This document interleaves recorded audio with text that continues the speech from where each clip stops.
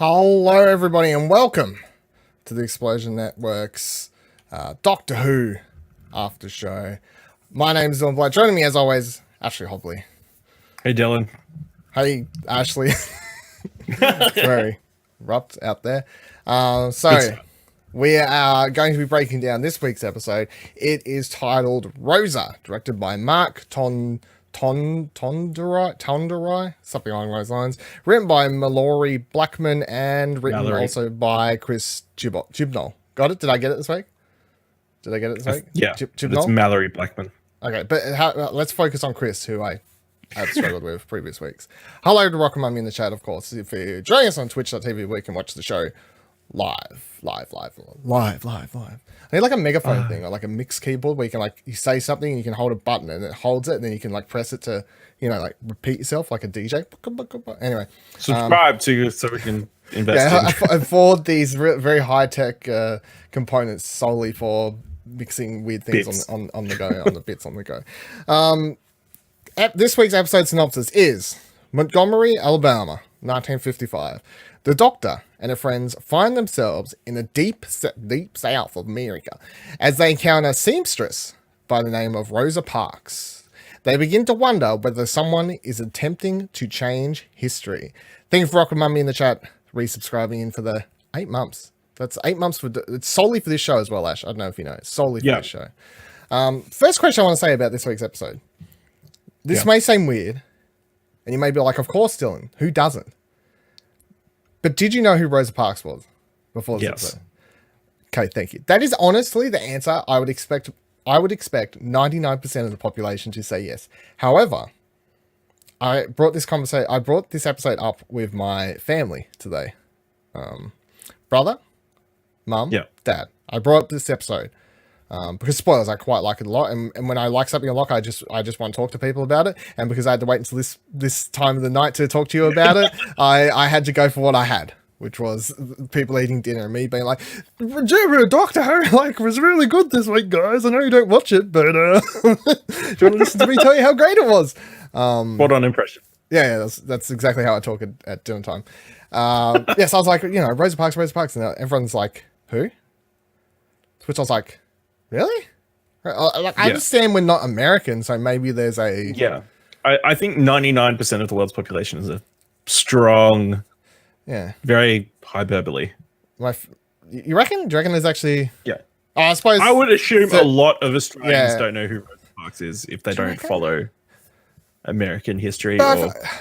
such as... I feel like I only know who Rosa Parks is from late night TV. Just making fun of Americans about racism and stuff. And we not taught about her in school? She's been brought up.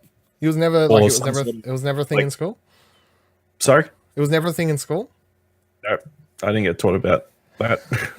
I know I did. I remember spending a day talking about her solely. So I don't know what the cross difference between, I don't know. It's interesting, though, is what it is. But I suppose if you don't know who Rosa Parks is, before we get into the episode, if you watch the episode, you now should know who she is, because the episode is basically serves as an educational tool as to who Rosa Parks is, I suppose.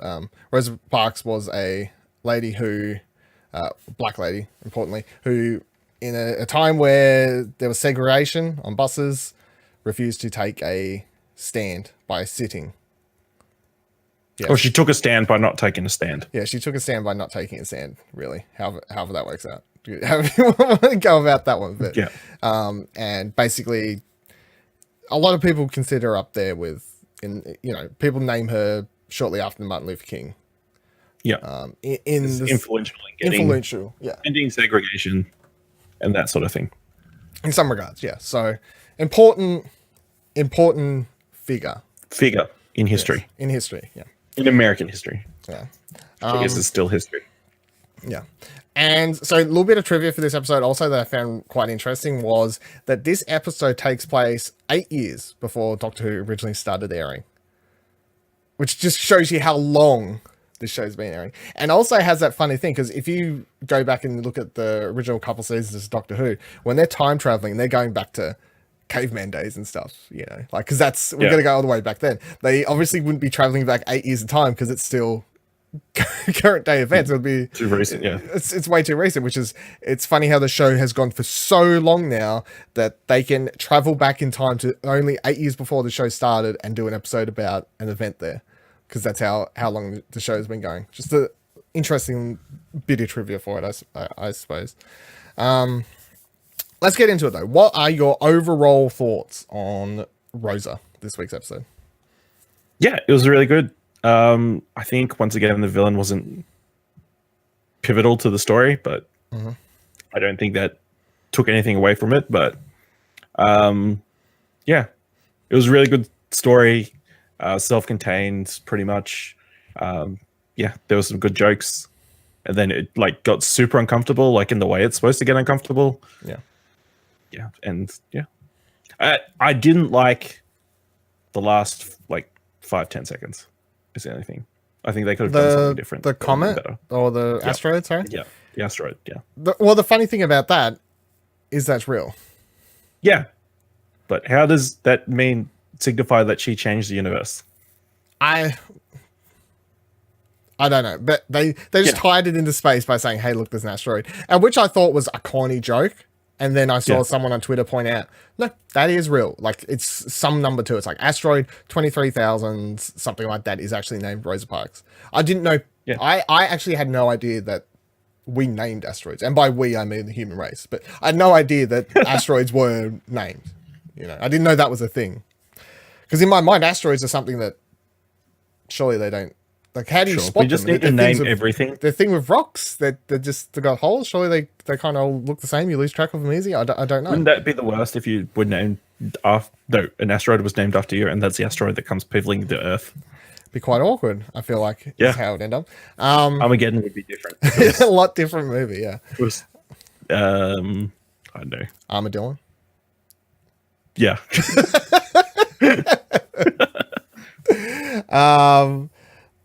But Haley's comment, Rockamummy says in the chat. That's true. That is the thing. Haley's comment. That's a comet that like does is like just moving. Shoots over. It looks nice. There you go. Bye comet. Asteroid. Killed dinosaurs. It's just there.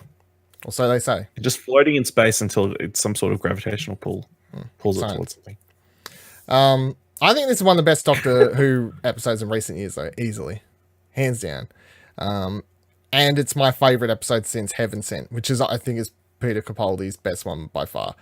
That is the one where he's basically just by himself and he's wandering through the castle the room thing or whatever. Yeah. So he's just stuck there. And that episode is basically just Peter Capaldi can fucking act.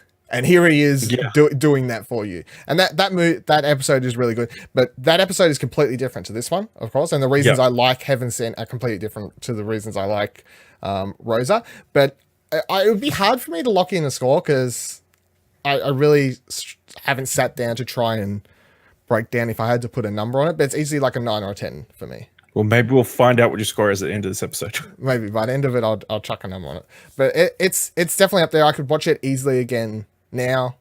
I feel like it's an episode that you could easily run away.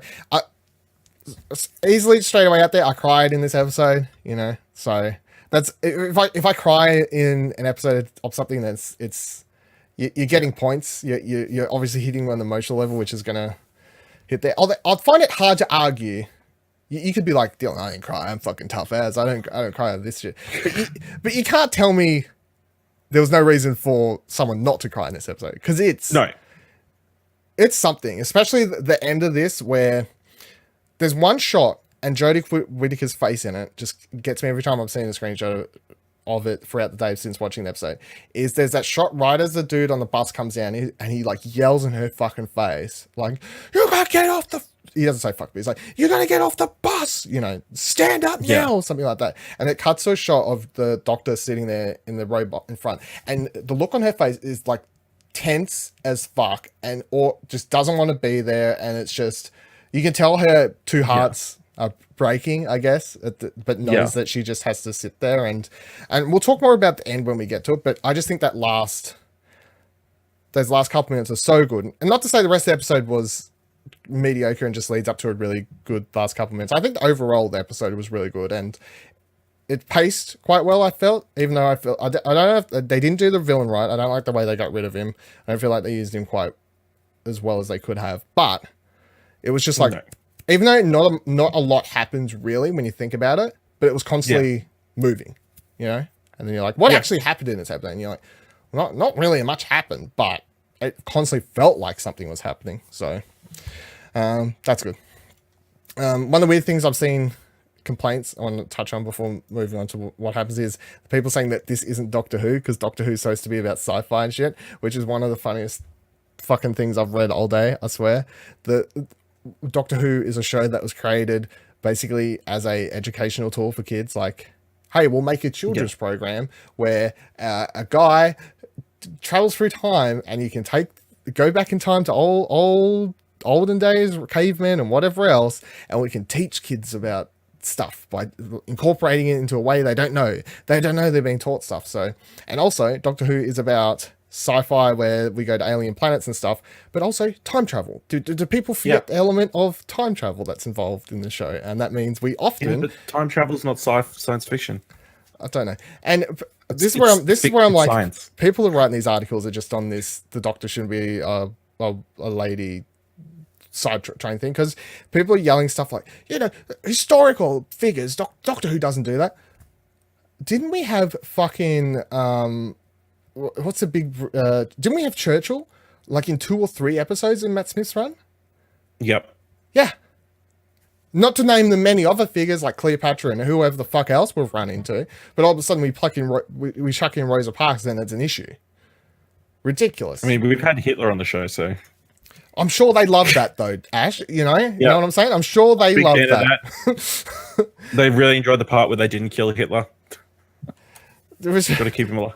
Rockamami said, "I thought they were going to lead into that court case about the murder in the alley. Was there a murder? What was that? I don't know. What murder in the alley?" So at the start, when he picks up the napkin, or what was it, the scarf or whatever for the lady, and he gets slapped in the face. Okay. He says you shouldn't do that because the person turned up dead. Yeah, that was just I think that was just a throwaway. Hey, they will, they'll kill black people. That's what happens to people. That's what happens if you fuck around. Yeah. All right, let's jump in and start going through the episode. So the episode opens with this Rosa Parks moment that's set.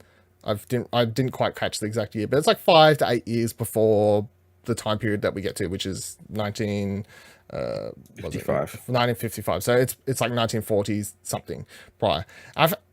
It's a moment where it's basically just setting up what it's like, the segregation, the fact that she's not happy about having to get off the way the bus system works and all these sorts of things. But it also just seemed like a weird moment that should have been before the title card. Did you not feel that, or was that just me? Yeah, that was I thought that as the episode was starting, like, oh, they're not doing cold opens. Yeah. They didn't do it last week either. Yeah, but they always used to, And as soon as that moment started, that is a cold open, and then they close in on that shot of Rosa Parks looking pissed off on the bus or whatever, and then you cut to theme song plays. So that was a little bit weird, I thought, but it was weird.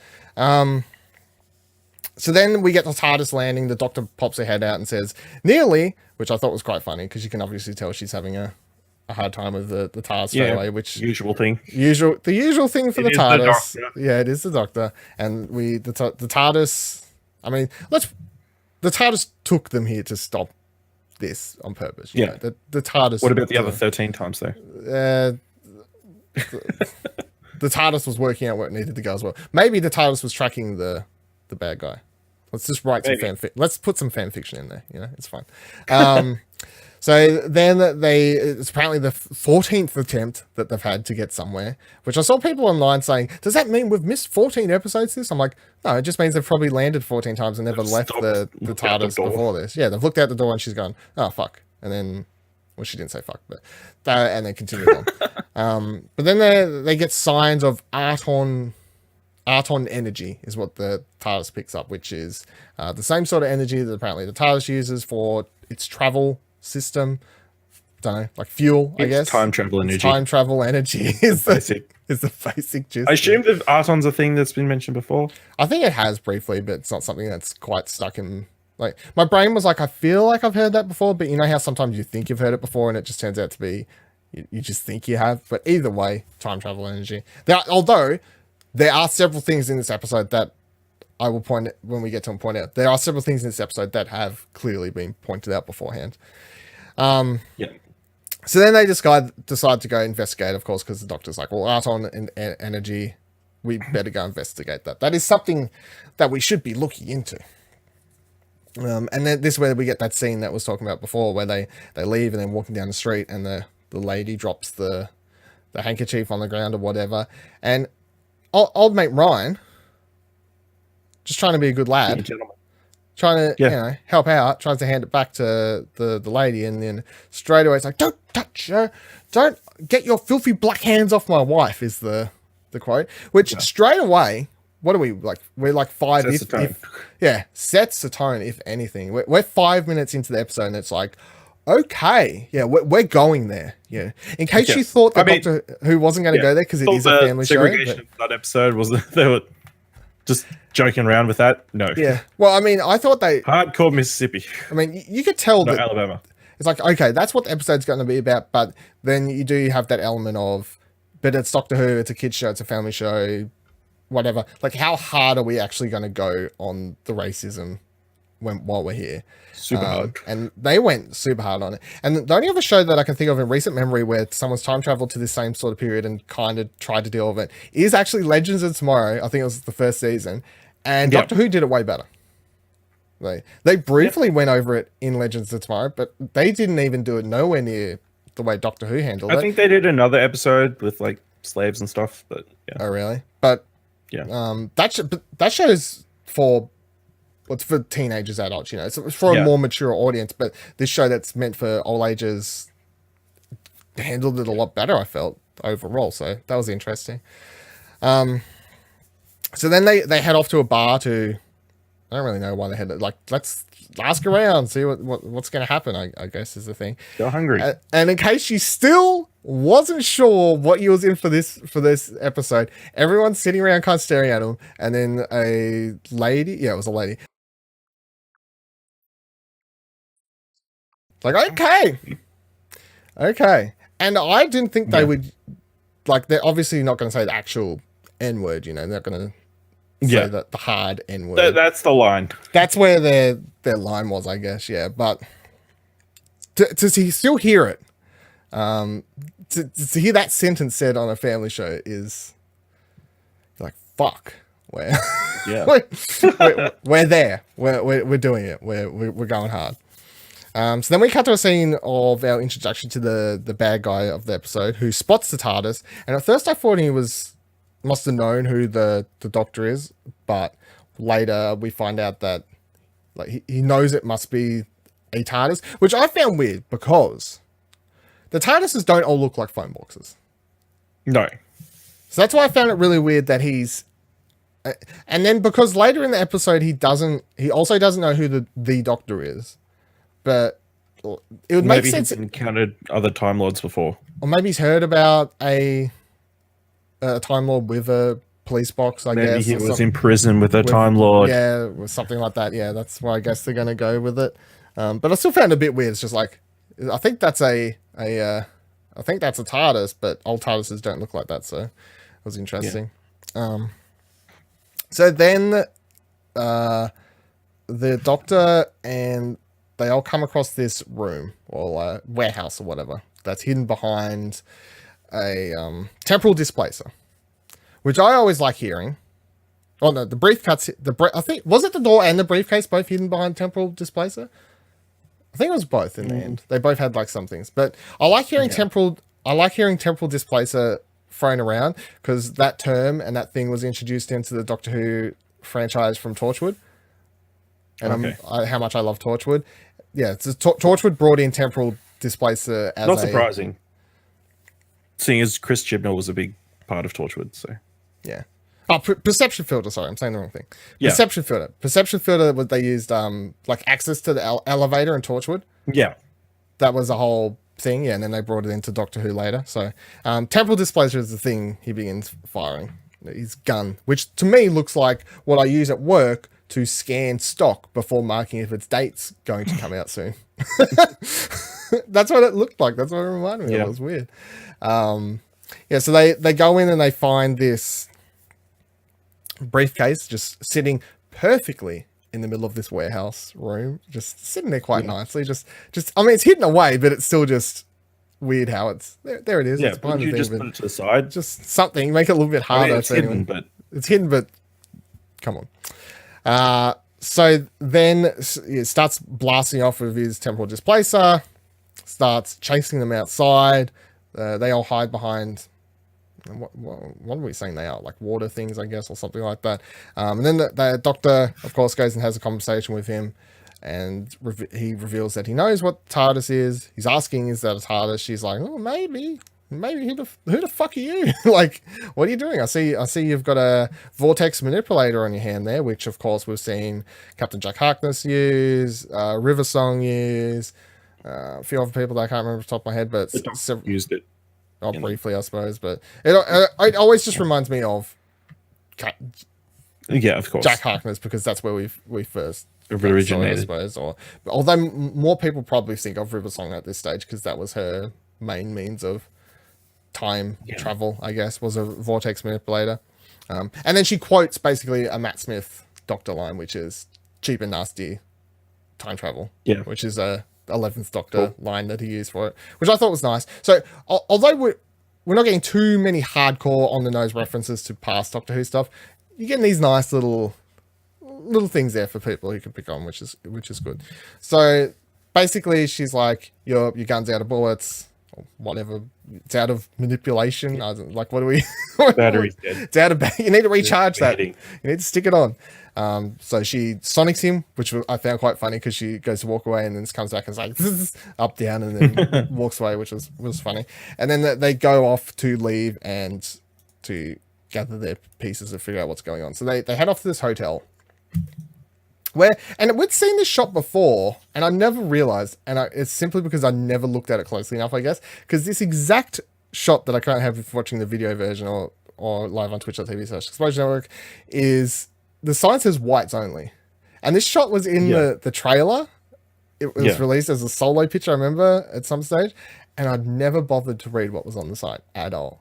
So it wasn't until watching the episode I was like, oh, okay, I get it. That's I think maybe they've been cropped in places. Do you reckon they could have hidden it? Maybe it's a possibility, I suppose.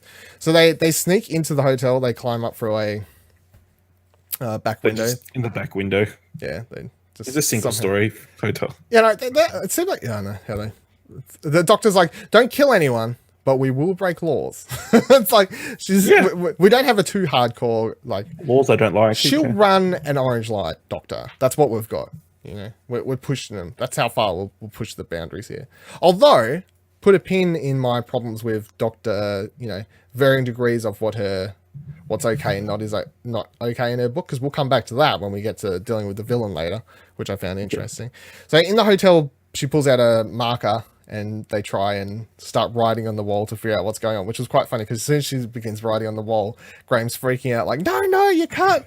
You'll do it to the thing. Lose the deposit. Yeah, you lose your deposit. I love Graham, by the way. Still stand by my comments. He's the best of them. I think he's probably the best at the moment. Come on. Yeah, he is. Oh, he's so good. And then he's like, you're not Banksy. And then she turns around and goes, or am I? Which I actually laughed out loud quite a lot at because she delivered that line just like the slow turnaround of, or am I? Especially with Banksy in the news lately because of the painting shredding and stuff, just made me laugh. And they would have been recording prior to that, so I think the timing of this episode and the Banksy jokes worked out quite well. Unless she is Banksy in real life. Makes sense. In real life, Jodie Whittaker's actually Banksy. Heard it here, folks. Heard it here, folks. You'll never know. So then they're trying to work it all out, and then they hear a knock on the door, and it's this police officer that we had seen kind of creeping around when they were leaving the bar beforehand. Although at the time I thought it was actually going to turn out to be the proper bad guy creeping around in the cop car, but it's just a normal cop going, what the fuck is the black guy and the Mexican lady, quote unquote, sneaking around, although she's not, which is the thing. But it's this really racist cop just trying to track them down, I guess. And then as they're about to open up the door, they go to clear the marker off the wall again, and we get another good line, and the doctor sonics it, and it kind of just disappears like magic ink. And then she says, "Banksy doesn't have one of those," and then it follows up with, "Or do I?" So all of this was really good, and I think for this scene, which this is another quite heavy scene, because you do have to wonder if Yaz and Ryan hadn't escaped, then like I feel like this scene could go quite dark, I guess is my point. You know, like alternative version. What happens to those two if he bursts down the bathroom door in a minute and finds them there? I feel like it's everybody runs. That's what happens. Well, in Doctor Who, I suppose they would just magically get away with it. But I suppose real life scenario, he's going in there to presumably beat them up or something arrest them or something along those lines, I guess is my point. So I feel like the humor they've mixed in this quite tense scene works well, and I appreciate that later when they get down to the final Rosa scene, they don't try and mix in humor. But here I think they did it well, because they kind of top end the humor, and then it gets very serious for a moment where it's like, fuck,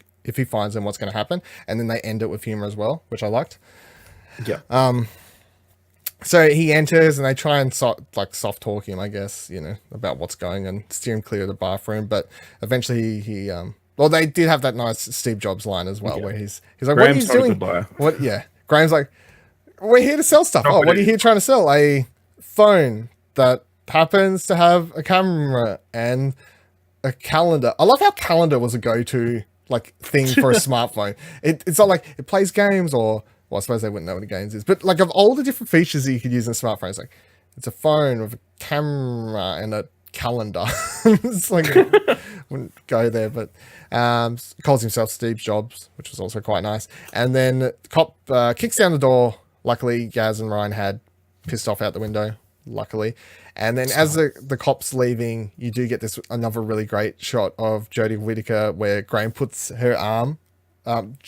Graham puts his arm around the doctor, and then she kind of looks at him like his arm after the cop leaves, like, "Oh, what are you doing? What are you doing?" Which I thought was quite good. So then when they cut to another shot, they cut to the shot of Yaz and Ryan hiding behind the bin, and they have this really great conversation that I feel. And this is the thing about this episode. I feel like this episode is really good for many reasons. Like, does so many things great, but I think, of course, given the world's current political climate, it is very relevant. It's very relevant in a lot of ways, and that's just taking in the Rosa Parks stuff. But then also, I think having Ryan and Yaz have this conversation about what they deal with in their own lives back in current day, and then picturing, you know, kids watching this at home, and especially if they could relate to those characters, and seeing them have conversations about, you know, because Ryan's like, "Why do I get pulled over more than my white mates?" And Yaz is saying, "Why do I get called a fucking terrorist when I'm investigating? Why am I the Paki when I'm, you know, all these slurs and stereotypes and whatever else that's going out." So I thought that was another really good conversation that they had quickly in there as well. And I would say none of anything that's in this episode is on the nose. I didn't even feel like this bin conversation was bin conversation. I didn't feel like the conversation they had behind the bin was on the nose. It felt natural. A little bit. You reckon? I feel like the problem is a lot of places have been doing that conversation. I guess. I feel like I've seen it a lot of different shows and stuff, so it's a bit difficult for it to feel fresh. Or I feel like given they just ran out a window, chased by a cop, and have got cold named several times in the episode prior to this, it wasn't like they encounter one racist thing and then they automatically go into a monologue about racism. You know, it's halfway through the episode, once they've already had the bar experience, had the experience with the handkerchief, just had to dive out a window. That's why I feel like it works, because it's not the first 10 minutes right on your nose. As soon as they have a racist experience, they just go into a monologue about it. I feel like it just felt more natural. Yeah, they build to it. So then they find Rosa Parks by tracking down. They grab a bunch of bus routes, and they look up her address, and they find out where she works. And stalking in the back old days is old day stalkers was a lot harder. Yeah, it's just like, find her on Facebook, figure out where the fuck she's going. Look up Rosa Parks on Snapchat, see what she's doing 24 hours. Yeah. What she got on there. But so they figured all that out, and then get on the bus with her, of course, which is a quite funny scene, because they kind of just get on. I want to mention again, Graham's background as a bus driver comes back to be important. That is true. He's like, I'll go talk to the lads and figure out what's going on. This whole season, they're just like, look, his bus driver stuff wasn't important. It's always... I know all the history of bus drivers. Everywhere. Every bus driver, I knew him. Ever. For all of history, yeah. It's gonna James Blake, know who he is. So they figure out, and they get on the bus, and it's quite a weird scene, because she's kind of sitting there, and then, of course, these British people that she bumped into and saved from getting... hung by noose, I suppose, is just kind of on the bus again. She's like, hey, yeah, I remember you weird British people. It's sure, what do you want? And it's like, is this the bus route you take every day? Yeah, okay, I'm gonna get off now. And then she gets off, and then Ryan's just very badly for trying to follow her. Like, it's like a meter behind her, and then he's like talking to himself like, I'm stalking Rosa Parks. I'm like, no, you're not. You're literally walking on her heels, basically. You're walking with Rosa Parks. You're walking with Rosa Parks, yeah. You're meant to be stalking her. You're just walking with her. You're just walking with Rosa Parks. Just admit that's what's happening. So, yeah, he goes off and heads off to her. And, of course, they have this little talk where she's like, are you trying to follow me? Blah, blah, blah, blah. He's like, no, I'm going to be part of the movement. I think he says something. Well, if it isn't, it makes the same sense. And then she says, yeah, come on, can you... What's it? What? I didn't understand what she said. Can you... What the coffee? Do you want to serve coffee? Oh, serve coffee. I didn't even hear that. Okay. I wasn't quite sure what she said. I was like, what is, I didn't know if it was like an olden day word for making. I don't know. I was lost for a moment, but yeah. Okay. Do you want to serve the coffee? That makes a lot more sense. And then the doctor heads back to the warehouse or whatever it is. Doctor heads back to the warehouse where we found the bad guy, and she confronts him. Well, she's she pulls a tricky. She's over the briefcase. She's fucking around with it, looking around. She knows he's coming. And then right as he's about to blast away, bzzz, old Sonic-aroo got him. Can't escape the power of the Sonic, you know. So then they have a conversation, of course, because he has nothing to do at this stage, and reveals his name is Crass Cow, which I still find funny, because it just makes me think of a pissed off cow. You're like a crass cow. Yeah. You get it, Ash? You get it? Crass cow that tells like dirty jokes. Yeah. Yeah. Oh, there you go. Yeah, it's a dirty cow joke. He reveals that he was from Storm Cage facility, which of course is the big prison cell we've visited many times, where River Song was hung up for that many years. That is what it is. The galaxy's, the biggest, the baddest, the worst go to Storm Cage, and that is where River Song was put, because she killed the best man in the universe. That's what the point was. Spoilers. Spoilers for seasons ago. But yeah, it's fine. So yeah, that's what Stormcrows was. So that's I mean, it makes sense.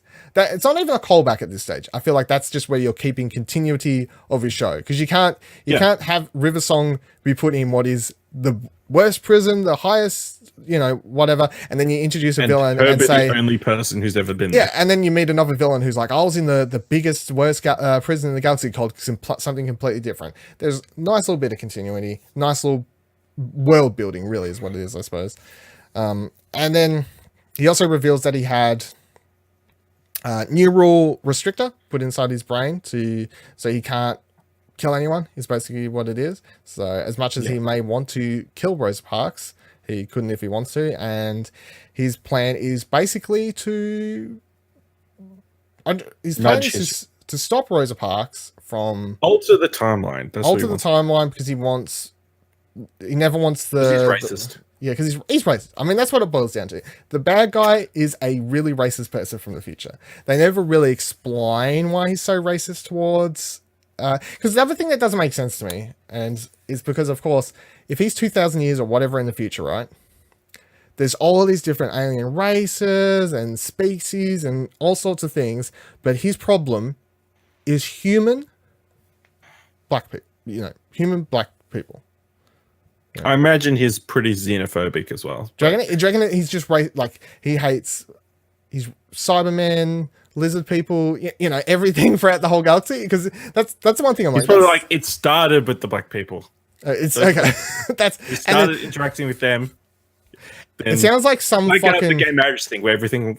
Yeah, I was about to say when you say it, it sounds like a joke, but it kind of in the context of Doctor Who makes sense, because it sounds like some ultra right winger thing to say. First we give black people rights, next second lizard people have rights. But in context of Doctor Who and this character, it could be a possibility of what actually went through his mind. Yeah. Same time you can say that sentence and it not to be complete nonsense. So yeah, he has neural restriction, he can't fix it out, and he wants to. He also reveals that he killed up to or close to 2,000 people somehow, which they never say how, why, by accident, when. Just they're like, I just killed, possibly could have killed that many people. Who knows? Back with Ryan though, he's invited inside the house to serve coffee, as I now know. Didn't know beforehand, but he's taken aside and he meets Rose's friends. One, of course, happens to be Martin Luther King, and they just have it's a obligatory scene, I suppose, for the show. It doesn't really add anything to the episode, I feel, but they're like, well, we're here already. We got Rosa. Let's stick Dr. King in as well. But he doesn't add anything to the episode, is my only... No, he's just there. It's just it's a cool moment, I guess, character-wise, but to me it was like, I could have done without it, personally. I didn't feel like it was super important. It didn't take anything away from the episode. No. Didn't improve it at all. No, it's like, here's a moment. He gets to meet both Rosa Parks and Martin Luther King. Although his whole thing where he's like, my nan loves you, and then I can't remember who the other guy was supposed to be. I don't know. Husband. Was it? Okay. It was Rosa Parks' husband. Yeah. Okay. And he says about all the old ladies or whatever love you, Martin. That was a funny one. So then we find out that Krasko is basically kind of caused them a whole lot of trouble, and his plan is to fuck up the Doctor and everyone's plan to get the bus driver who needs to be there on time with a bus full of people, and that's what the episode becomes at this point. It's a bit of a cat and mouse, Tom and Jerry-esque thing. I don't really know. It's like some sort of cartoon here for the next little bit, I guess. So Kraskow, I meant to blank on his name. Kraskow has gone to the bus driver and said, hey, someone's covered his shift, you're on holidays, you can go for holidays. So he's got rid of James, whatever his name is. He's got rid of him. He's going off fishing, which is what he's telling Graham when he's out playing pool with him. I'll give props to Graham with all the bus drivers, yeah. But Graham gets on with any and all bus drivers. I'll give Graham props. He's out there playing that game, and with all the racist remarks that dude's just throwing around, you can tell he's kind of like, just bounce that off me, and I'll continue playing. But that's I don't really like being here, but I'll do what I need to do. So they find out the bus things change, and the plan comes into action that they're basically going to head the Doctor and Yaz head to the new bus driver's place, say, hey, taxi's coming in 30 minutes. You're going to get on a plane and you're going to head off to Los Angeles to meet Frank Sinatra.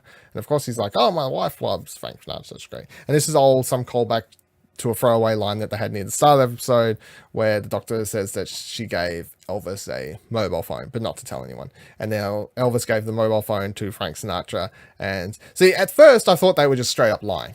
Like, get in a taxi, get to the airport. They was going to get to the airport and they weren't going to go anywhere. But then as they're leaving the place, because the bus driver's like, yeah, we'll pack, we'll go. Then she says that line about, lucky that Elvis gave that phone to Frank. So I was like, she's actually apparently called up Frank Sinatra and said, get this, let me help out this bus driver or whatever, which I was like, okay. They could have got away with lying, but you need to do what you need to do. And then Graham and Ryan head down to the fishing spot that Graham got told about the night before while he was playing pool. And they head down there and they do this quite funny scene where they just basically fuck up this dude's day really badly. Yeah. It's quite funny. Everything from Graham just pulling up down there, being yelling and shouting, they're like, hey, how are you going? You good? We fucking put the fishing rods in. And of course, Ryan puts his hand on him and then he freaks out because, don't touch me, you fucker. And then they say, what do they say? He tells him there's going to be protests on the buses. Yeah, all the black people are going to do a protest on the buses and whatever else. So, of course, the bus driver freaks out because he's because he's racist. Because he's racist, yeah. He freaks out because he's racist and he heads back. And then those two are like, high five, fuck yes, we've done it. But then Kraskow, who's a little bit ahead of him, well, that's the thing. He had to have been watching all this, surely. Because if he's just sitting there, the bus driver turns up, he didn't just say, hold on, I'll get your bus and then smash the windows. So he would have had to have been paying some sort of attention. Unless he just smashed the bus just in case something like this happened, I guess. But yeah, so the bus driver goes to the deep depot or something, I suppose where he's meant to be picking up the bus, and they find out that he's smashed it up so he can't drive it anymore. So he's like, oh, guess you'll have to go back to fishing, I guess, or something like that. Yeah. Then I got lost where I was fucking supposed to be going there for a second. All right, here we go. Graham heads off once again using his bus driver powers, if you want to call it that, and he tracks down his actual ability to drive a bus. His actual ability to drive a bus, yeah. And he gets another bus, and this was the weirdest scene in the episode, I feel, because they get a bus, they get in it, him and the doctor, Graham and the doctor get in a bus somehow, steal it or whatever, unless his bus driver license just happens to go backwards and forwards in time of being able to just take one out. And then they just pull up right next to where the bus driver's standing, and it appears he's standing at a bus stop, I guess. So he was a bus driver trying to get on the bus. It was a whole weird thing. And then they're just like, the bus driver just goes really dumb here, because after everything that's happened in the episode, he's still just like, this is right, I guess, because they're like, here you go to do your job. And he doesn't argue for a second. He's just like, seems right. Probably just head off, go do my job, I guess. It was just also a little bit weird. Yeah. Also, at some point, the doctor and Yaz go see Rosa Parks again, and then get her to fix her quote. So they have an excuse for Yaz to stay with Rosa Parks to make sure she makes her. Keep an eye on her. Although, at worst, what was going to happen if Yaz was just standing there like, "I'll just chill, chat." Do you reckon Rosa Parks is going to call the cops on her? No. Yeah, that's what... She'd just think it was weird. Yeah, she probably would have thought it. Yeah. It is odd that she's like, at one point she's not liked, and then she's allowed to sit in the white section on the bus. Yeah, the Yaz thing. Yeah. Yeah, well, I suppose they have that whole line about apparently 1950 Montgomery only hate black people, and then if you're anything else, you're a white, apparently. But they didn't serve Mexicans at the restaurant. In the bar, they didn't serve Mexicans, quote unquote Mexicans. Yeah. But apparently on the bus, it's black people and everyone else. Apparently. Yeah. Although when she sits down in the seat for white people, you can see the people behind her kind of being like, like, you're not white, so it says white, but you're not black. Like, so what do we do? What are the rules? Someone help us out here. How does our racist handbook work? Where's my racist hand guide? What to do when you're a racist and this sort of thing happens to you. So yeah, so Doctor is on the thing, basically just chilling around, going around on the bus. Graham's there as well. Then you got Yaz hanging around with Rosa Parks waiting until time, and then you got Ryan running around trying to make sure people actually get up to the bus, because Kraskow has been hanging up signs and stuff on bus stops saying like out of service and things like this. Yeah. So then all this kind of the next part kind of all happens at the same time. You got Rosa Parks fixing up the doctor's coat, and then Yaz being like, "Fuck, quick, we gotta go! Come on!" She grabs her, pulls downstairs. Let's get the hell out of here. And then Ryan bumps into Kraskow, and now. The way they deal with the villain, I don't really like, because up until the stage, he's been very smart. He's not getting things happening, and he's just sitting in the middle of the road trying to block it, which I suppose is a last resort, it seems, even though it's like, he doesn't feel like he's at last resort stage, but he seems like he's doing a last resort thing. And then Ryan, of course, just pulls out the temporal displacer and displaces him away. So he was shot like the Weeping Angels somewhere into the future. Somewhere into the future. To return in the future date. Yeah. But there are so many it felt like with everything that had been happening up to this stage, it felt like they should have only dealt with him at like the last second, you know? Make it a lot more tense. So they're pulling up something. I don't know how exactly you make it work. They knew it was going to be tense, so they just got it out of the way. Got rid of him? I don't know. It just felt like he went out. The fact he got temporal displaced just seemed cheap, to a degree, I guess. Like, a little bit, but it's fine. It's not terrible, but it just felt not thing. So then we get to the final scene because Ryan makes his way to the bus. Did we do it? Yeah, cool. I'll go sit at the back of the bus. And then, of course, Yaz brings down Rosa Parks and they sit on the bus. And what they do with the finale, I think, is really smart, the way they kind of go about it. Because it's not your usual Doctor saves the day, they all walk away and watch from a distance because they've done episodes like this before, where they fix time or put time back the way it should happen. And then the Doctor and companions have sat back from a distance and been like, dust their hands off like, good job, we did it, there's the thing, it's happening, that's what was supposed to happen. Instead they put them very close and part of history, and not just part of history in like kind of something like the moon landing or whatever, positive. Where it's like, oh yeah, the moon landing or whatever. It's putting him part of history of something. It's a positive, but it's a negative, you know what I mean? Like, yeah, it's a positive in the long run that we now know. And that's the reason they still want it to happen, of course. The reason they're making it happen. But it's a awful thing to sit through, I suppose, is the problem. And no one wants to be part of it. But I think the smartest thing they did is the fact that Graham stands up and says, because Yaz and everyone's talking, yeah, we've got the numbers right. If we can get off at the next stop, everything will be cool. And the Doctor's sitting there kind of counting seats, trying to work it all out. And then Graham stands up and saying, come on. And the Doctor says, no, we have to stay on the seats. And then because people walk on the bus at the same time and start sitting down or whatever, Graham is actually the person left standing. That is the reason that Rosa Parks has to give up a seat. So they tied it into not just a random, but Graham is actually the reason. So Graham, who just lost his black wife and obviously is anything but racist, had to be the person who causes such a racist event. I quite liked how it all puts in. I like his reaction too of, I don't want to be part of this, the delivery of those lines and everything like this. And then this whole sequence, I think, is shot really well. I think the song choice was spot on for it. I think everyone's acting is amazing. The shots they use, I mean, we kind of went over it a bit at the start, of course, but it just plays out really, really well. And I think this 5-minute section by itself is just, perfection.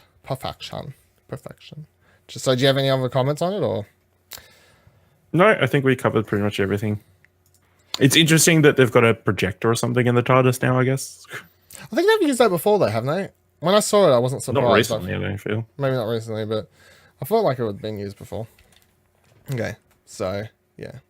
Last part, of course, let's talk about the villain and rate the villain. Kraskow. Rosa. What would you rate Kraskow? I guess like a 5. 5? It is very uninteresting, and it was there solely to give them the sole purpose of being involved in the Rosa Parks storyline. Mm-hmm. Yeah, I agree. I think I'll give it a 6 because they could bring him back, and I'd actually, if he came back, I wouldn't be like, oh fuck. I'd be like, okay, what are you gonna do with? Because he's crazy, future, full racist from... Like, that whole aspect I find, to a degree, interesting, I suppose. I guess it's something. It is interesting. They just didn't explore it heaps in this episode, which, of course, they didn't need racist. To. They needed... Yeah, time-traveling racist. That's the sequel to the Time Traveler's Wife, the time-traveling racist.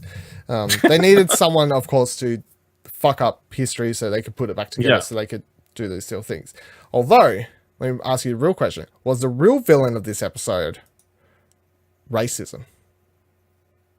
Yeah. I think it's always the villain. What do you rate racism as this week's villain? It's like a 9. A 9. It was pretty bad. I'm giving it a 10. I feel like it's got staying power. Come on, I'm giving racism a 10. A 10? You don't reckon it's a 10? Okay, I'll give it a 10. Racism. Come on. I'm trying to put in I feel like there's a right and wrong answer to this one, surely. Same time you get to say racism is a 10. When it comes to being a villain, racism is a 10. Although, I mean, my point... It just wasn't consistent. That's the only thing. I honestly do feel like the real villain of the episode did feel more like it's racism than... Or white people. Kraskow. Yeah, or white people. There's a real villain to this day, Ash. There's the problem. White people. So any final thoughts on the episode? Anything we missed? Any random things? No, I feel like this is going to be like a seminal episode, though. It's going to be talked about for a while. I agree, and I have no problem with that. And when we get to the end of this season of Fish Fingers and Custard, I'll probably just, we'll do the rate the episodes for the season, and let's be honest, this is going to be up there. If there's something better than this, please give it to me. I'm quite happy to have 2 amazing episodes, but this is easily one of the best as far as I'm concerned in New Who. And a lot of my other favorite episodes, I can pick them they'll be like, they're more doctor-centric stories. Whereas I just feel like this one just stands alone and just tells such a powerful story that's accessible for all audiences and can be used as an educational tool. Just, I like it. I like it a lot. Last question before wrapping up this week's episode. What do you think of the next week on thing, and are you afraid of spiders? I don't like spiders, but I'm not like arachnophobic. Okay. So I fucking hate spiders. It'd be interesting. I hate spiders to the point where, like, if I see one, I'll try and get someone else to handle it for me. Okay. Yeah. I'm not like I can see a picture and not freak out, So you'll be okay watching the episode. I'll be okay watching the episode, but at the same time, spiders are a no-no, and they don't show in the next time on what they don't even tease what they're going to look like. The episode's called Arachnoids and whatever, or something along those lines, and we know it's going to be something along those lines. So now I'm just like, is it going to be really messed up? Is it going to like creepy crawlies on my skin for the rest of the night? Please, I don't want it. I don't want it to be a thing. Don't make that a thing, please, Ash. Save me, Ash. Will you save me? Yeah. Will you save me? Also, shout out to Vinette Robinson, who played Rosa Parks. She thought she did a really good job. I don't know if we mentioned she was. I might have accidentally forgot to say her name amongst all just presuming that she was solely Rosa Parks, and that's all she did. Yeah. Yeah. They cast Rosa Parks. They got the actual Rosa Parks from 1955. That'd be it's one way to go about it, yeah. All right. Thank you for joining us for this week's episode of Fish Fingers and Custard. If you're watching on youtube.com/Explosion Network, where you can watch the video version of the show after it goes up 24 hours after it airs on twitch.tv/Explosion Network, which is where you can watch it live as we're recording it. And then if you'd like to only listen to it in your earballs, it is available on your podcast services, be that Apple Podcasts to Spotify to whatever the other ones are. We don't list them all. There's too many. But whatever and however you like to ingest your fish fingers with custard, I hope it tastes good. You can follow Ashley Hobley. That should be the new tagline. It's really good, right? I just made that one up. It's pretty good though. I might let that one stick for the rest of the show. You can follow Ashley Hobley on Twitter at Ashley Hobley, ASHLEYHOBLEY. One day I'll fuck it up, and you'll be like, no. Let me do my Twitter handle. That's it. You can't do it anymore. But for now, I'll stick to it. Thank you. You can follow me on Twitter at Vivaldil, VIVALADIL. This is, of course, a product of the Explosion Network. You can head on over to explosionnetwork.com for all our many shows, programs, and thingamabobs, including What Do You Want to Watch, where we talk about other TV programs, movies, and entertainment things. You can subscribe to that on your podcast services and read TV, movie reviews, and news as well. ExplosionNetwork.com. And then subscribe to the places wherever you want and talk to us there and do all the things. Until next week. Oh no, give me a sign off, Ash. You can do it. Do it for me. Do it. Asteroids are cool, I guess. Asteroids are cool. I mean, it's got to be named after something in space. Asteroids are right. Bye. I mean, they sell stars for like $20 or something.